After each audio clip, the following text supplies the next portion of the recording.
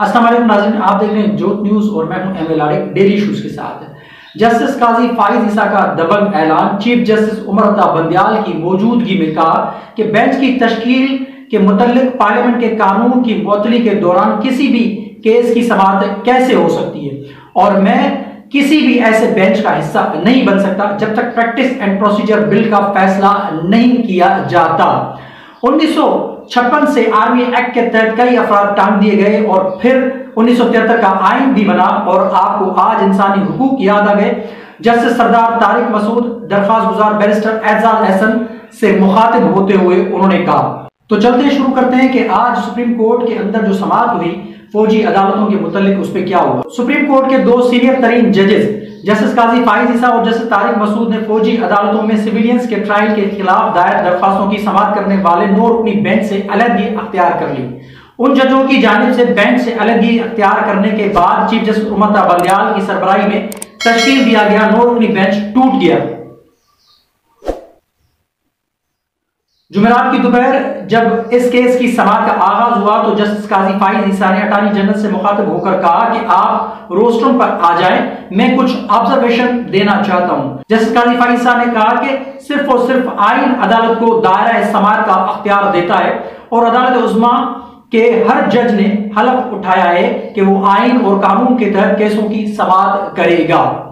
मजेदार इसमें रिमार्क्स हैं जस्टिस काजी फाइज ईसा साहब के और जो सरदार लतीफ कोसा से वो मुखातिब हुए हैं उन्होंने, और इसमें कोई शक व शुबा नहीं चीफ जस्टिस बनने के बाद यानी जब जस्टिस काजी फाइज ईसा साहब का कल जो नोटिफिकेशन जारी हुआ है एज ए सुप्रीम कोर्ट के चीफ जस्टिस के तहत जो 17 सितंबर 2023 में जो हलफ उठाएंगे चीफ जस्टिस मौजूदा चीफ जस्टिस उमर अता बंदियाल साहब की रिटायरमेंट 17 सितंबर है, तो उस वक्त फिर सदर पाकिस्तान उनसे हलफ लेंगे।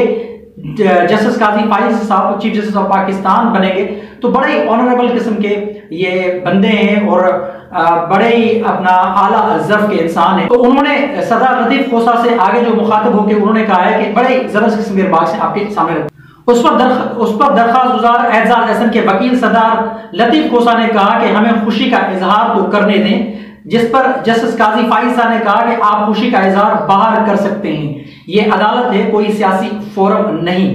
जस्टिस काजी फाइज ईसा ने कहा कि हलफ के मुताबिक मैं आइन और कानून के मुताबिक फैसला करूंगा। उन्होंने मजीद कहा कि कवानीन में एक कानून प्रैक्टिस एंड प्रोसीजर भी है और उस कानून के मुताबिक इस बेंच की तश्कील सुप्रीम कोर्ट के 3 सीनियर तरीन मेंबरान के जरिए होनी है। उन्होंने कहा कि कल शाम मुझे काज लिस्ट देखकर ताज्जुब हुआ। जस्टिस काजी फाइज ईसा ने कहा कि इस कानून को बिल की सतह पर ही सुप्रीम कोर्ट के 8 रुकनी बेंच ने रोक दिया था। जस्टिस काजी फाइज ईसा ने कहा कि 5 मार्च वाले फैसले को 31 मार्च को एक सर्कुलर के जरिए खत्म कर दिया गया। एक अदालती फैसले को रजिस्ट्रार के जानिब से नजरअंदाज किया गया, यह अदालत के एक फैसले की वक़्त है। जस्टिस काजी फाइज ईसा ने कहा कि जब मुझसे चैम्बर वर्क के बारे में पूछा गया तो 5 सफात का नोट लिखकर भेजा, इस वजह से चेमगोइयां शुरू हो जाती हैं। मेरे दोस्त यकीनन मुझसे काबिल हैं, लेकिन मैं अपने ईमान पर फैसला करूंगा। जस्टिस काजी फाइज ईसा ने इस्तफसार किया कि इस 6 मेंबर बेंच में अगर नजरसानी थी तो मरकजी केस का कोई जज शामिल क्यों नहीं था। ये सवालात उठाए जस्टिस काजी फाइज ईसा साहब ने चीफ जस्टिस उमर अता बंदियाल की मौजूदगी में जो आज समाअत हुई है। जस्टिस काजी फाइज ईसा ने कहा कि मेरे चैम्बर वर्क करने का जवाब चीफ जस्टिस बेहतर दे सकते हैं। उन्होंने कहा कि मुझे जो दरख्वास्त रात गए मौसूल हुई उसमें इमरान खान की भी दरख्वास्त थी। इमरान खान की दरख्वास्त पर एतराज लगाया गया। आज काज में आखिर में आने वाली दरख्वास्त जो कि सुप्रीम कोर्ट के साबिक चीफ जस्टिस ने दायर की थी को सबसे पहले मुकर्रर कर दिया गया। अब इस पे सवालात कई सारे जन्म ले रहे हैं कि चीफ जस्टिस उमर अता बंदियाल से सरदार लतीफ कोसा और एजाज एहसन की जो मुलाकात हुई उसके बाद यानी ये जल्द से जल्द समाअत मुकर्रर की गई है। जस्टिस तारिक मसूद ने इस मौके पर कहा कि मैं काजी फाइज ईसा के साथ इत्तफाक करता हूं। उन्होंने कहा कि पहले इन दरखास्तों को सुना जाए, अगर इस केस में फैसला हक में आता है तो उस केस की अपील 8 जज कैसे सुनेंगे। सरदार लतीफ कोसा ने कहा कि यह मामला 25 करोड़ अवाम का है। एजाज एहसन ने कहा कि जस्टिस काजी फाइज ईसा और जस्टिस तारिक मसूद इस केस में बैठकर समाअत करें क्योंकि ये अहम केस है।